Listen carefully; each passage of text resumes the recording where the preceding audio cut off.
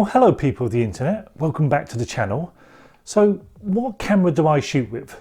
Well, most of you will probably know the answer to that, but of course the camera I use doesn't really matter. Gear doesn't matter, or does it? Well, I think gear does matter, but it doesn't matter at the same time. Let me explain. Gear does not matter. The camera you use does not matter. The camera system you use does not matter. The cameras other photographers use doesn't matter either. A camera is just a tool, so upgrading your camera therefore will not make you a better photographer. Upgrading may give you more opportunities to capture certain subjects, say, but it won't make you a better photographer.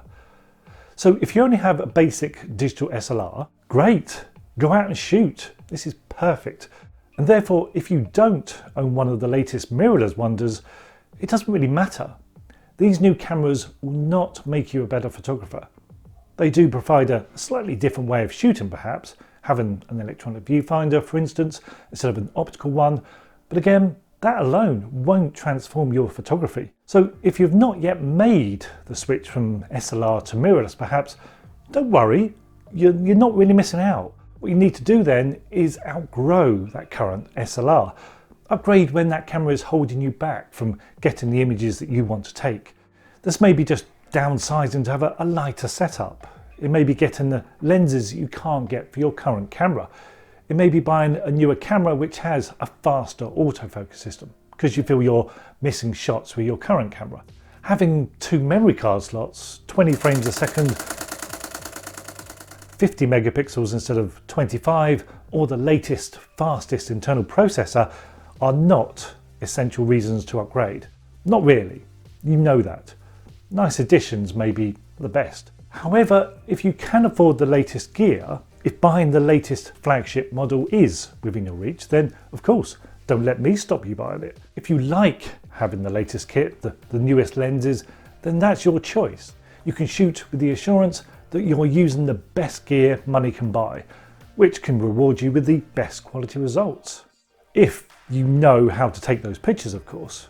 If not, then you're just going to have amazing quality, rubbish pictures. Gear does not matter then when it comes to creating a picture, creating art. And yes, photography is an art. It's not fine art, but it is an art. And the more you can achieve that art without worrying or obsessing about the tool that you created it with, the better. In fact, the best artists, the best photographers will be the ones that can achieve that art with the minimal of kit. And no doubt they'll be more interested in the picture, the art, than the tool, the camera that created it. The image you show people should start a conversation, but about the subject and the aesthetics of that picture, not the camera that took it. That's irrelevant. It should be irrelevant. But sadly, many photographers will want to know what camera you used, thinking that if they too had that same camera, then they could capture something very similar. Well, you don't need me to tell you how wrong that is. It's not the camera you need, it's the knowledge. If you can't take something similar on a camera that's say 5 or even 10 years old, whatever type it is, then a brand new mirrorless one isn't going to help you achieve that any easier. The camera won't get you the picture. You, the photographer, still has to do all the hard work to create the art and have the imagination and know-how to do that. So gear does not matter, except when it does. So as a travel and landscape photographer, I'm not going to talk about gear and where gear does matter sometimes, such as having the ideal long lens.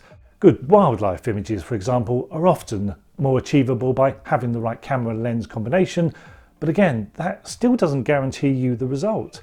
You could still end up with a blurry shot of a sparrow because you haven't learnt the correct techniques of shooting sparrows with your swanky new camera lens, or know the behaviour of sparrows. That is what wildlife photographers shoot, isn't it? Sparrows?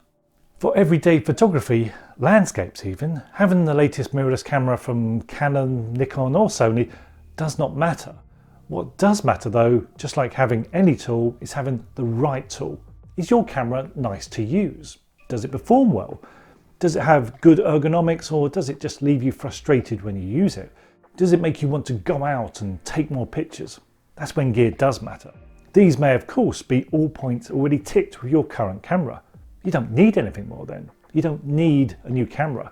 Spend that money instead on getting to new locations to use your camera more. That's money better spent.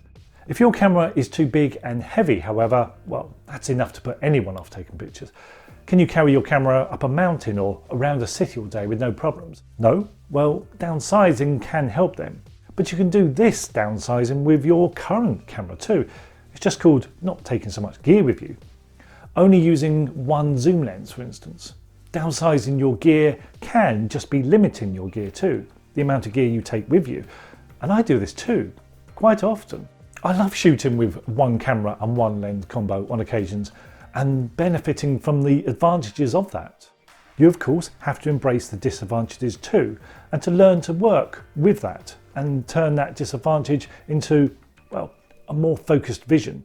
When you try to justify a camera or lens upgrade to yourself, make sure you're not just trying to fool yourself. When I downsized to the Olympus system, yeah, that's right, I do use the Olympus OMD system, but then you all knew that, didn't you? Well, I was trying to shrink my gear, my Canon full frame gear, for shooting all day in the city, and it worked.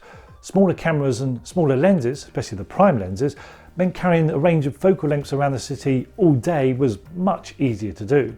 I wasn't getting so tired and exhausted, which in turn didn't hinder my creativity. When I started shooting the Olympus, I also started enjoying taking pictures again. I really did. I enjoyed the smaller size, the lighter weight, and I enjoyed the ergonomics of the cameras too. I was getting more creative even, simply from enjoying using my camera, and I still do. I found I didn't need to have full frame anymore and was happy with the quality of Micro Four Thirds and all of its advantages. In fact, if you do now shoot full frame, a question for you. I could give you 10 reasons why I now shoot Micro Four Thirds, but could you give me 10 reasons why you now shoot full frame? So the art of photography is not about gear. I don't really care what camera you use or what format it is. So full frame, APS-C, Micro Four Thirds, film, or even just your camera phone. I'm not interested in which format you use. Show me your pictures, not your camera. Thrill me with your art, not what you captured it with. And if your pictures just end up on Instagram anyway, well, they may as well be taken with just your phone then.